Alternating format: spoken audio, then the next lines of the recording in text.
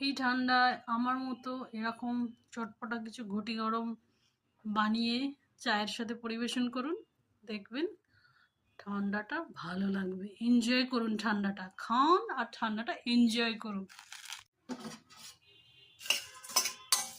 এরকম করে আমি ঝুড়ি ভাজাটা একটু নেড়ে নিলাম, গরম গরম।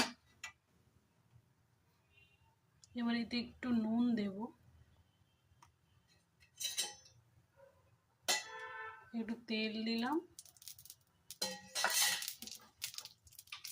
একটু পেঁয়াজ কুচি, একটু লঙ্কা কুচি।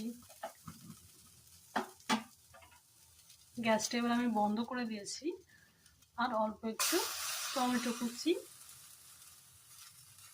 এবার শেষে অ্যাড করলাম আমি চাট মশলা। ব্যাস, এবার আমি সার্ভ করব। এবার একটু অল্প লেবুর রস দেবেন,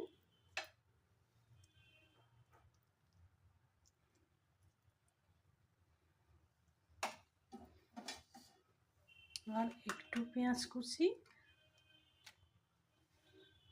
এগেন আর একটু চাট মশলা। ব্যাস রেডি ঘটি গরম। আজকে এই ঘটি গরমের রেসিপিটা যদি ভালো লেগে থাকে তো একটু লাইক শেয়ার করে দেবেন এবং ঘটি গরম বাড়িতে ট্রাই করবেন। Thank you.